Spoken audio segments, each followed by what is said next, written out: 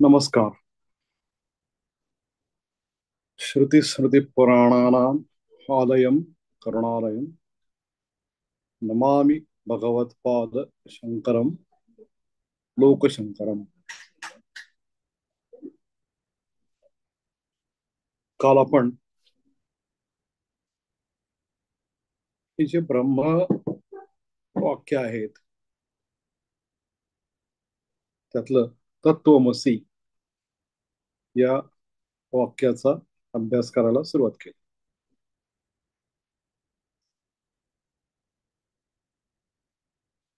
इथपर्यंत आलो कुठनं आपण?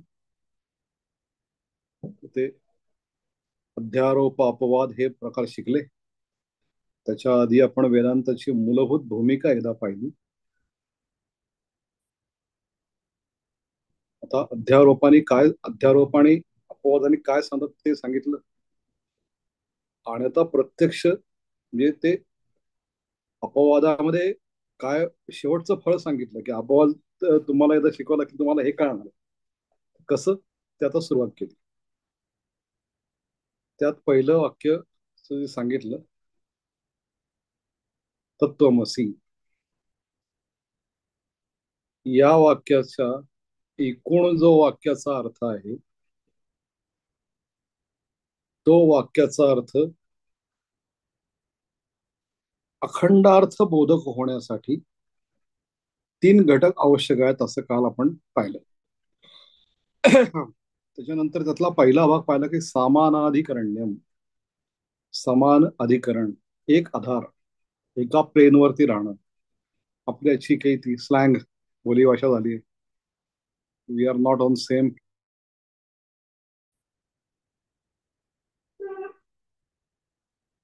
अनेक मीटिंग्स मध्ये किंवा अगदी खूप वेळा आमच्याकडे जे पती पत्नी येतात तेही सांगतात की we are not on the same plane. तर ते समान अधिकरण असतं. तो म्हणला तीन स्तरीय व्हायला पाहिजे असं त्यांनी सांगितलं. हे तिघं मिळून अखंडार्थ बोधक हो. परत एकदा हे अधिकरण समजून घेऊया. अधिकरण काय? ब्रह्मवाक्याची चर्चा चालली. तत्वमसी नावाचं वाक्य आहे. त्याच्यात त्यांनी सांगितलं की या वाक्याचा अखंड अर्थ कळायचा असेल तुम्हाला तर तीन स्तरीय त्याला काय मी तीन स्तर आहेत अखंड अर्थ म्हणून. आणि ते अखंड अर्थ समजण्यासाठी तिन्ही एकत्र आले पाहिजेत. यातलं एनी ऑफ देम असं नाही चालत. सिलेक्ट एनी ऑफ देम नाही. तिन्ही अर्थ कळला. तर हे तिन्ही अर्थ कळला पाहिजे. याच्यामध्ये वाक्यार्थ बोधाची ही पद्धत आहे याची. कोणाची? वेदांती लोकांची. आणि कुठल्या संदर्भात? तर हे जे तत्वमसी वगैरे जे काही ब्रह्मवाक्य आहेत त्याच्या संदर्भात.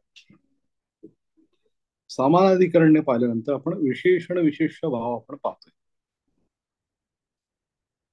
विशेषण विशेष म्हणजे काय? विशेषण म्हणजे एखादं काहीतरी त्याचं विशेष वेगळे पण त्याचं. आणि विशेष म्हणजे ज्याच्याबद्दल सांगतोय ते. आता याच्यामध्ये विशेषण विशेष भाव आहे, संबंध आहे. तो कसा ते बघूयात. आता ते एक लक्षात ठेवायचं की हा विशेषण विशेष भाव हा शब्दामध्ये नाहीये, त्याच्या अर्थामध्ये आहे. म्हणजे काळी गाय म्हणल्यानंतर काळी या पदाचा जो अर्थ आहे आणि गाय या पदाचा जो अर्थ आहे त्यांच्यामध्ये विशेषण भाव आहे. हा म्हटलं तर तसा सूक्ष्म फरक आहे, सटळ लेवल. पण आपल्याला वाक्यार्थ कळायचा असेल किंवा ही पुढची चर्चा कळायची असेल तर याही सगळ्या सूक्ष्म अवस्था समजून घेतल्या पाहिजेत. तर तो वस्तूमध्ये नाही येतो विशेषण विशेष भाव, त्या पदाच्या अर्थामध्ये आहे. पद वेगळं, त्याचा अर्थ वेगळा. पद काय? तर काळी, त्याचा अर्थ काय? काळा रंग. गाय याचा अर्थ काय? गाय हे पद, त्याचा अर्थ काय? तो एक विशिष्ट कुठला तरी प्राणी. आता याच्यामध्ये सांगितलंय यथा अत्रैव वाक्ये. तत्रैव वाक्य, तत्रैव वाक्य म्हणजे सोयम देवदत्त. आता हे जे देवदत्त आहे ना, हा आपला पिच्छा पार लांबपर्यंत पुरणार आहे. घटपट जसा हा देवदत्त, म्हणजे मला आठवतंय की कोणतरी, मी शिकत असताना हा व्याकरणातला किंवा वेदांतातला देवदत्त काय करतो, हे असं एक भला मोठं अध्ययन केलं होतं. की देवदत्त हा पचती, देवदत्त स्वयं, तोच हा देवदत्त. तर हा देवदत्त काय करतो, तर असं एकदा सगळीकडे शोधून काढलं होतं, एक गमतीचा भाग म्हणून. तर तत्रैव वाक्ये सशब्द हा सशब्दार्थ हा, तो स शब्दाचा अर्थ तत्काल विशिष्ट देवदत्तस्य अयम शब्दार्थ शब्दार्थैः तत्काल विशिष्ट देवदत्तस्य च अन्योन्य भेदवावर्तकतया विशेषण विशेष्य भावः. आता हे सगळ्याचा शब्दाचा आपण एक सामायिक अर्थ करू. मी जे म्हणतो की तोच हा देवदत्त, म्हणजे काय, तर तोच हा देवदत्त कुठला, तो जो माझ्या कधीतरी वर्गात माझ्या शेजारी बसला होता, तोच हा देवदत्त. आता तो माझ्या वर्गात कधीतरी शेजारी बसला होता. इथे काय करतायत, सहा म्हणल्यानंतर त्या स शब्दाचा अर्थ आणि देवदत्ताचा अर्थ वेगळे करता येत नाही. ते त्याचं एकमेकांचं विशेषण, म्हणजे त्याचा अर्थाचा विशेष एकमेकांचा आहे, हे सांगायचं का सांगायचं काय या सगळ्या प्रकारात, की सहा शब्दाचा अर्थ आणि देवदत्त शब्दाचा अर्थ हे जसे एकमेकांना वेगळे करता येत नाहीत, तसंच तत्पदार्थाचा जो अर्थ आहे चैतन्य, परोक्षत्वादी तोम शब्दाचा अपरोक्षवादी चैतन्य, हे वेगळे करता येत नाहीत असं सांगायचं. म्हणजे टेक होम मेसेज या याच्यातला हा एवढाच आहे. पण ते समजावून कसं सांगतात ते सांगतात, शब्दार्थही तत्काल विशिष्ट देवदत्तस्य अन्योन्य भेद व्यावर्तकाय तया विशेषण विशेष्य भाव. तर इथे अन्योन्य भेद आवर्तक म्हणजे काय, बाकीचे जे पर्याय ते सगळे काढून टाकायचे. अन्योन्य भेद व्यावर्तक म्हणजे सहा म्हणल्यानंतर बाकी कोणी नाही हाच, अयम म्हणजे हाच आणि देवदत्त हा, म्हणजे तो जो माझ्या वर्गात कधीतरी माझ्या शेजारी बसत होता, तोच हा देवदत्त. आता देवदत्त म्हणल्यानंतर कृष्णदत्त माझ्या शेजारी बसत नव्हता, तो म्हणल्यानंतर आणखीन कोणतरी एक्स वाय झेड नाही. आणि त्या काळात होतं हे सगळे जे अवांतर भेद आहे, म्हणजे जसं आपण म्हणलं काळी गाय, कपिला माझी माझी कपिला गाय, तर कपिला हे त्याचं रंगाचं विशेषण आहे. ते वापरल्यानंतर बाकी सगळे तांबू काय तांबूस, तांबी हे जे काही त्याचे गाय आहेत किंवा ढवळी, हे सगळे त्याचे व्यावर्त झाले, बाजूला झाले. आणि तो एकच विशिष्ट गात्री म्हणला, म्हणजे एखादा समजा फुलांचा गठ्ठा पडला आणि आपण म्हटलं की लाल गुलाब घेऊन ये, तर माणूस काय करेल, तर ते गुलाब आणेल आणि लाल गुलाब, म्हणजे इथं झेंडू असेल, गुलाबाचे 50 व्हरायटी असतील, लाल गुलाब घेऊन ये म्हणल्यानंतर एखादी व्यक्ती लाल गुलाब घेऊन येईल. त्याच्यामध्ये त्यांनी काय काय केलं, बाकीचे जे सगळे आहेत त्यांना व्यावर्तन केलं, त्यांना बाजूला काढून टाकलं. तर असं ते विशेषण आणि विशेष हे एकमेकांना वेगळं काढून टाकतं, म्हणजे बाकीच्यांना बाजूला काढून टाकतात, म्हणून ते विशेषण विशेष टाकतात. मी आता यातलं जे विशेषण आहे काय, सहा, तर हा ते सहाच्या ऐवजी सहा तऊ ते त्यावती, हे हा ही हो हे असं काहीतरी विनोदाचं केलं तर मग ते त्या मग तो सहा नाही राहत.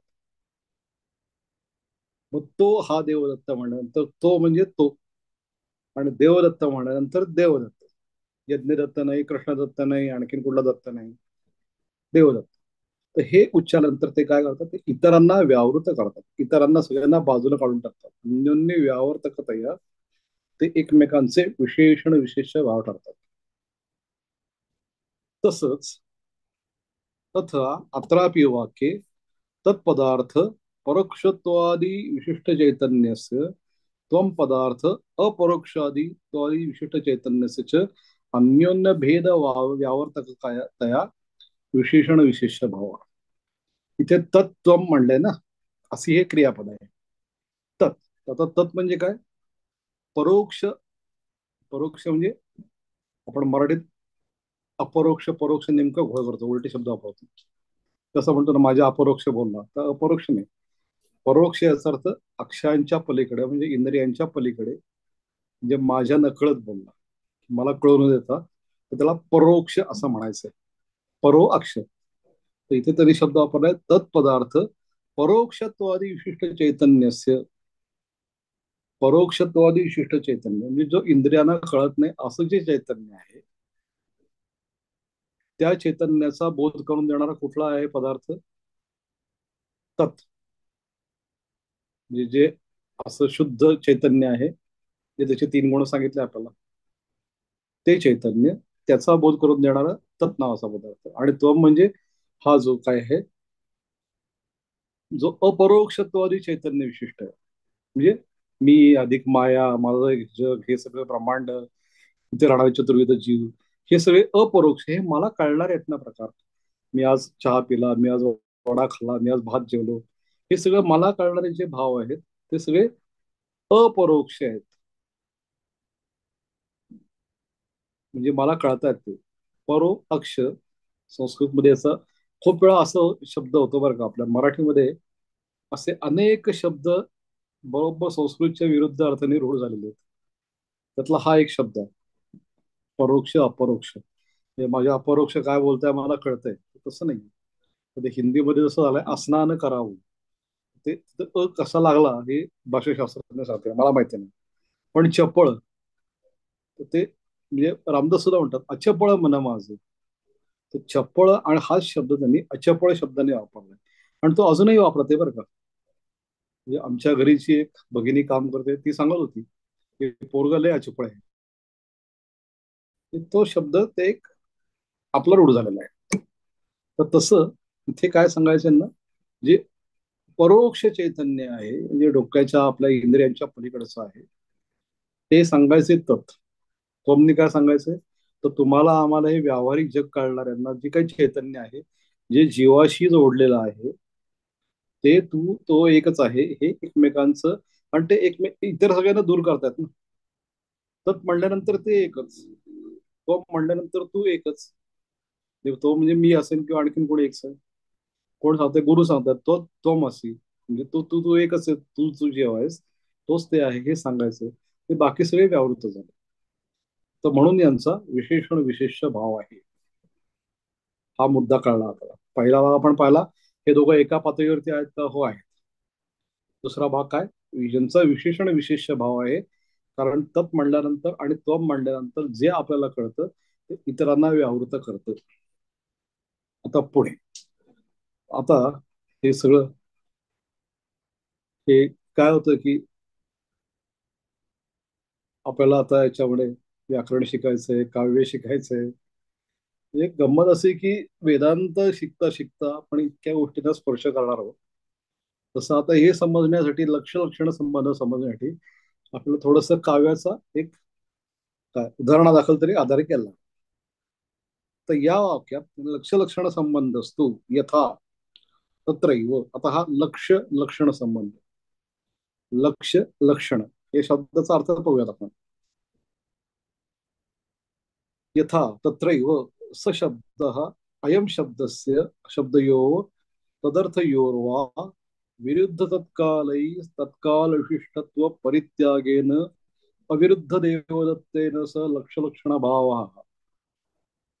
अरे बाप रे. हे एका दमात वाचायचं म्हणजे भरपूर व्यायाम होतो. तर इथे इथे काय सांगतात ते, लक्षण लक्षण भाव. तर इथे याच वाक्यात सहा ते सो आणि अयम शब्दाचा आणि त्याच्या अर्थाचा, म्हणजे पद आणि अर्थ यांचा लक्ष लक्षण संबंध आहे. लक्ष लक्षण संबंध आहे. हे मूळ आपला म्हणजे टेक होम मेसेज.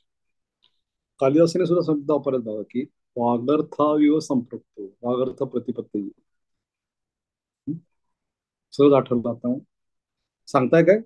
या वाक्यामध्ये आता हे जे सगळं जटिल एका दमात आपण वाचलं, लक्षण क्षण संबंधस्तु यथा तत्रैव स शब्द अयम शब्दयो तदर्थयोर्वा विरुद्ध तत्कालै सत्काल विशिष्टत्व परित्यागेन अविरुद्ध देवदत्तेन स लक्षण भाव हा.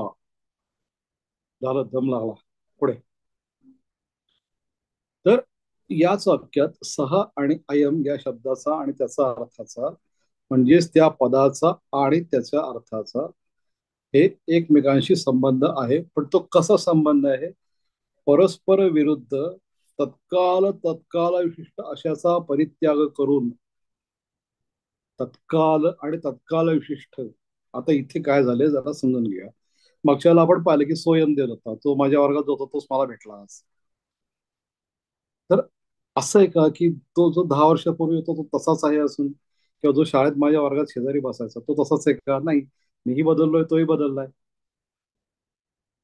तर मग तरी त्याच्याबरोबर विरुद्ध जे काही त्याला उपाधी येतात ना, त्या सगळ्याचा परित्याग करून तोच हा देव आहे. परस्पर विरुद्ध हे जे सांगितलं जातंय, योवा विरुद्ध तत्कालही तत्काल विशिष्टत्व परित्यागे, त्याचा परित्याग केला. तर शाळेमध्ये होतो त्यावेळेला आम्ही सगळे खाकी चड्डी, पांढरा सदरा या विषयात असायचो. आता अवघड आहे, तसं आम्ही नसतो. त्यावेळेला कदाचित सगळ्यांचे उंची कमी असेल, आता सगळ्यांची उंची वाढले. त्यावेळेला सगळ्यांचे आकार आत्ता आहे त्याच्यापेक्षा कदाचित निम्म्याच्याही कमी असतील. आता आणखीनच बदल झालाय. तर मग त्याच्यामुळे दिसताना काय दिसतं? फरक दिसतो ना. तोच कसा असेल हा? जर का मीच तसा नाहीये, शाळेत जसा होतो तसा. शाळेत कदाचित मी फार अत्यंत लाजरा उजरा कमी बोलणार होतो. आता असं कोणी मला म्हणणार नाही. कमी बोलायचो, पहिल्या बाकावरती बसायचो. महाविद्यालयात गेल्यानंतर वर्गात बसणं सोडलं, त्यातनं बसलोच तर मागे.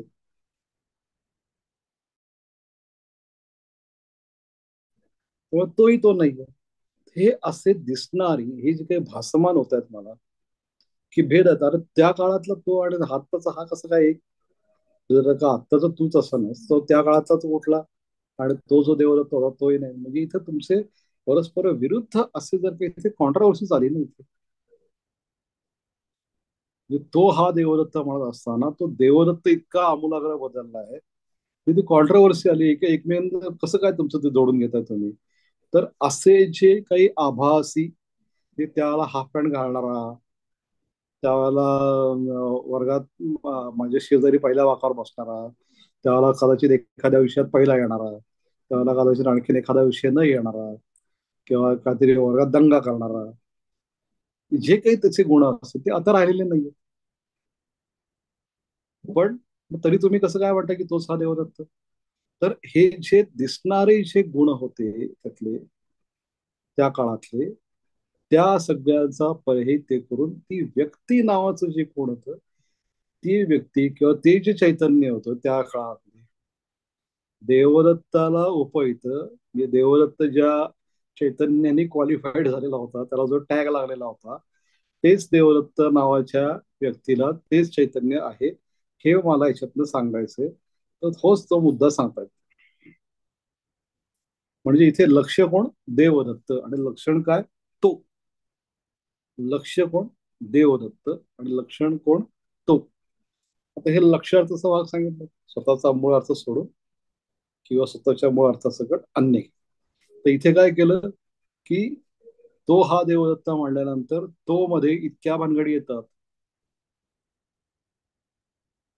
तर त्या सगळ्याचा त्याग केला. तो म्हणजे तो त्याला हाफ पॅन्ट घालायचा, तो त्याला अमुक करायचं होतं, हे सगळ्या भानगडी काढून टाकल्या. आणि आपण कशाशी तिथं बांधून घेतलं, त्यातला एकच भाग घेतला, कॉम्पोनंट. स्वतःचा अर्थ पूर्ण सोडला नाही, तर ते बरेचसे काढून टाकले, एकच अर्थ घेतला. की तो जो टॅग, चैतन्याचा टॅग लागलेला, नोमोविय नावाचा टॅग लागलेला, तो कोण होता? तो हा देवदत्त.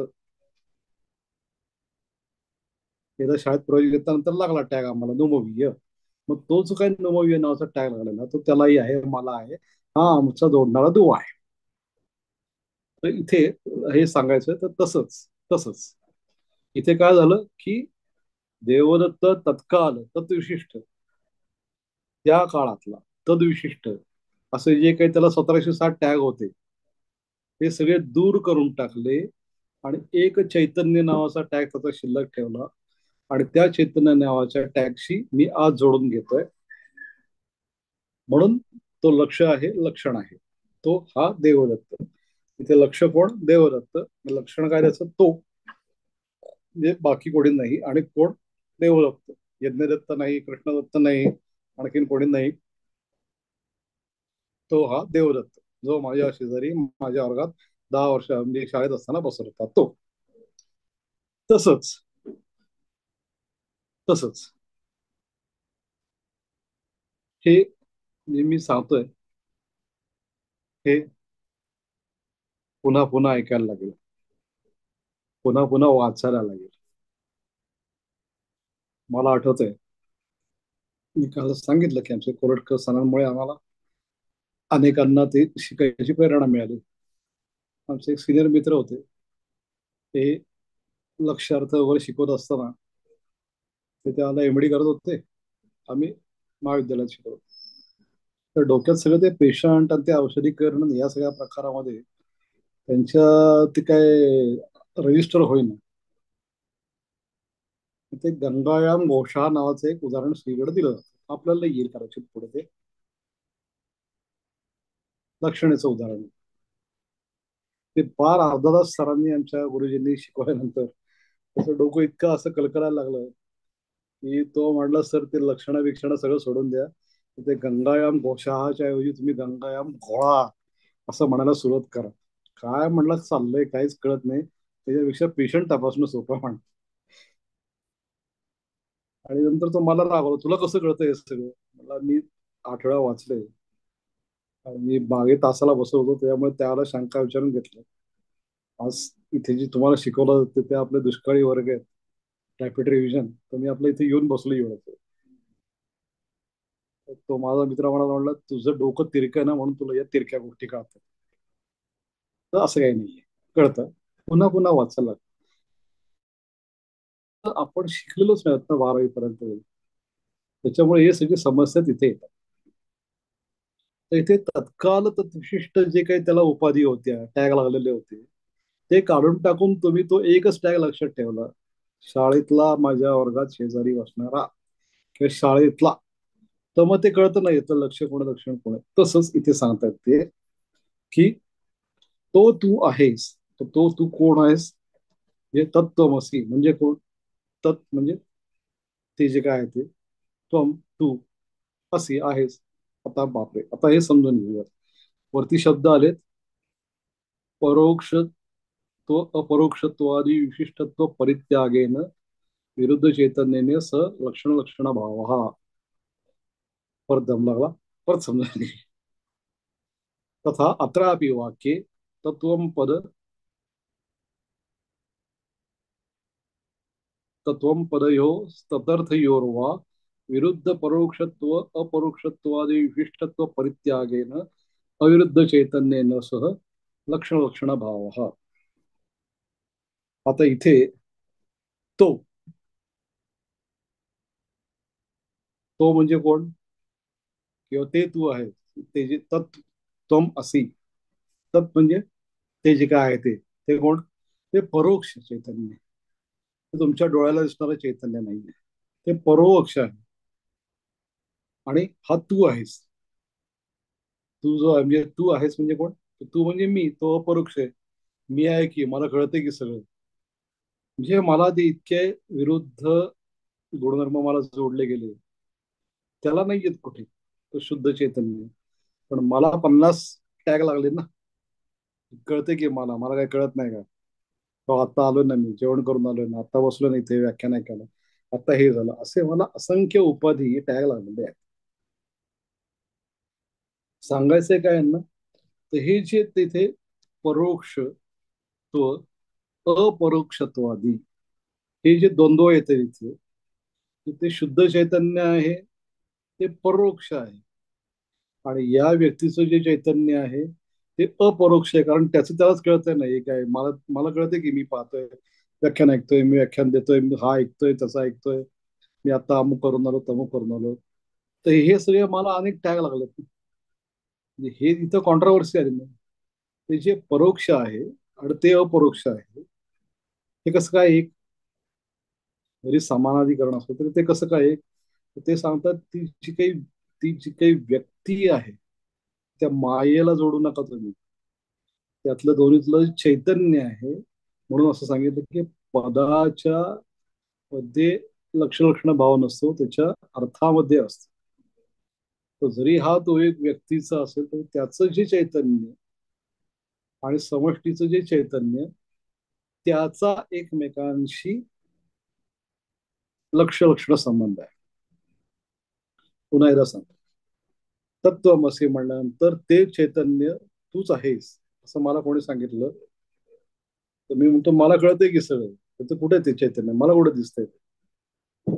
सांगायचे त्यांना काय, की ते जे चैतन्य आहे ते परोक्ष आहे, ते तुला दिसणारच नाहीये. तर तुझं चैतन्य आणि त्याचं चैतन्य, ते अमूर्त चैतन्य आणि तुझ्यातलं अमूर्त चैतन्य, हे एक आहे. असा त्या तुझ्या चैतन्यामधल्या त्या व्यक्तीच्या चैतन्यामधला आणि समष्टीच्या चैतन्यामधला त्यांचा लक्ष लक्षण संबंध आहे.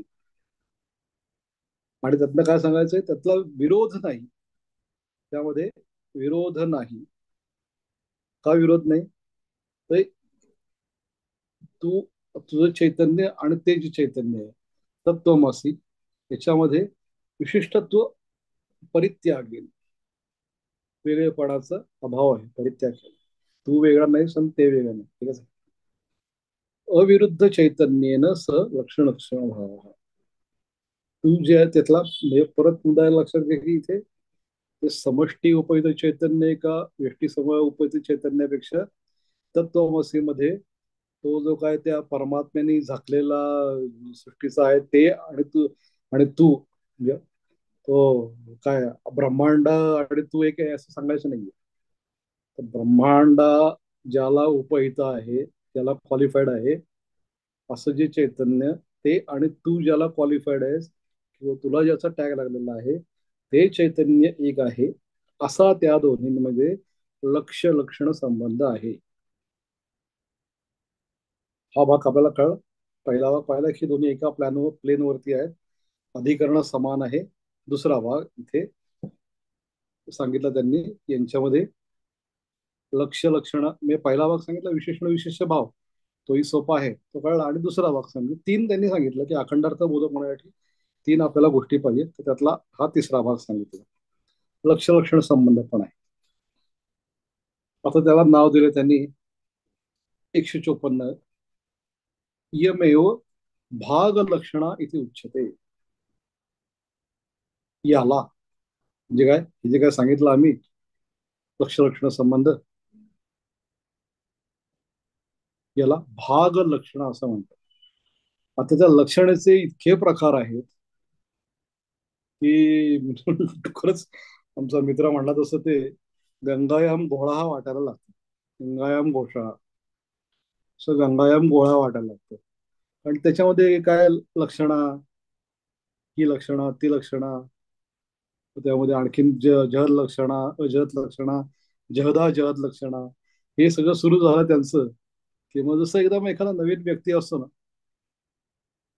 त्याला ते समजा गेला तो कुठंतरी भीमसेन जोशींचं गाणं ऐकायला गेला आणि त्यांनी छान एखादा पुर्या धनाश्री म्हणा, पुर्या कल्याण म्हणा, त्यांच्या बुवांच्या आवडीचा तोडी गायला सुरुवात केली, तर त्याला कळतच नाही की हे इथे वा वा काय म्हणतात आणि हे सगळे एका ठराविक वेळेला वा असं का म्हणतात, त्याला कळतच नाही. तर त्याला ते डोकं दुखायला लागतं.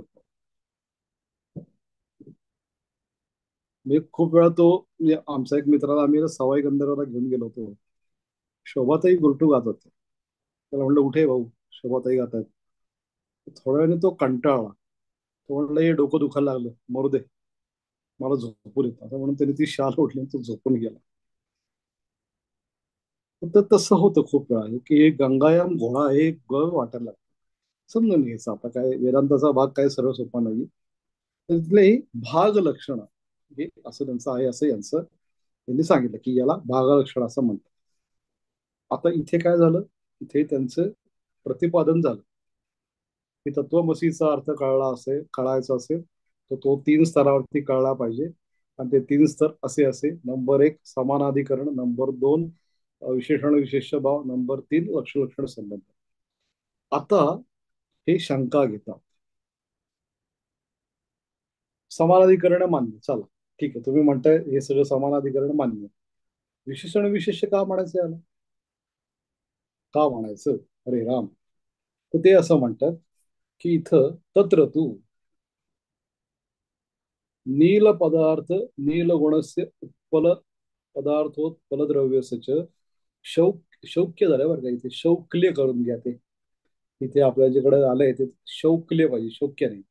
शौक्ल्य पटादी भेद व्यावर्तकतया अन्योन्य विशेषण विशेष रूप संसर्गस्य अन्यतर विशिष्टस्य अन्यतरस्य तदैकस्य वा वाक्यार्थत्व अंगीकारे प्रमाणांतर विरोधाभावात तद्वाक्यार्थ संगच्छते.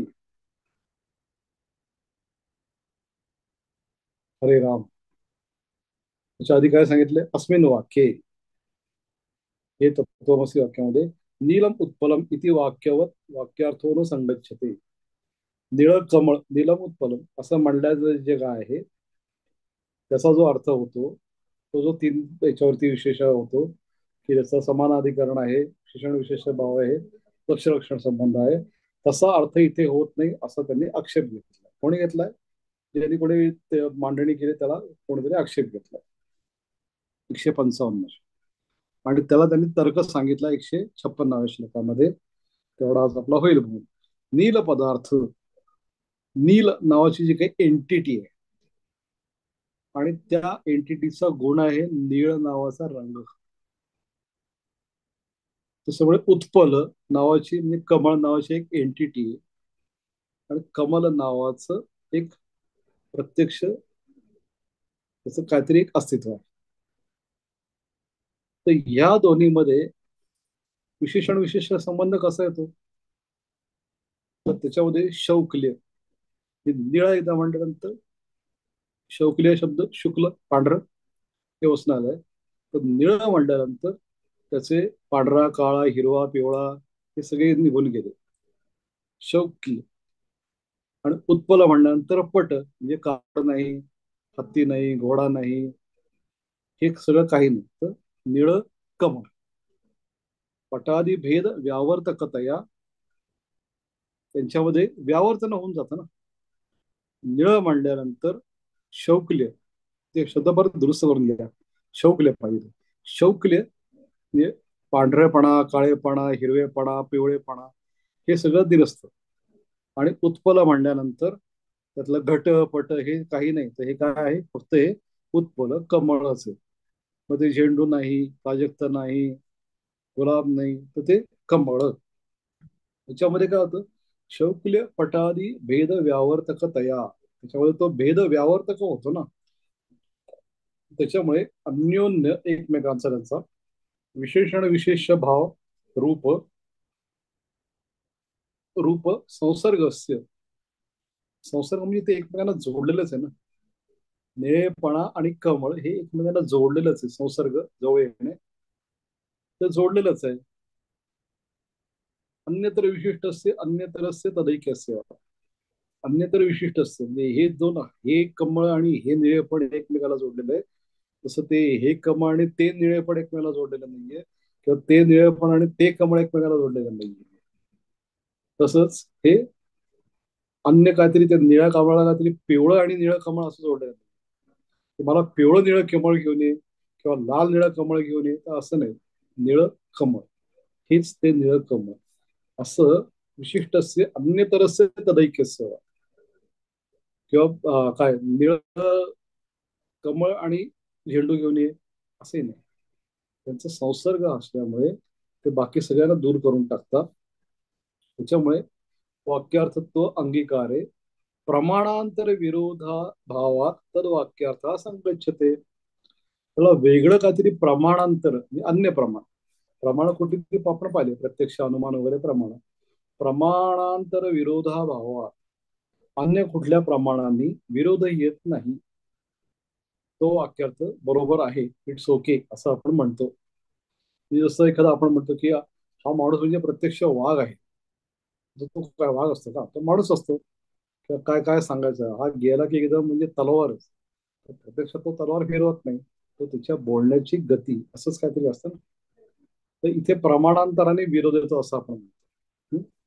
म्हणजे काय सांगायचं याचा गोडवा म्हणजे हा हा जसं काय गुलाबजाम. ते बोलण्याचं आणि गुलाबजाम हे प्रमाणांतराने विरोध येतो.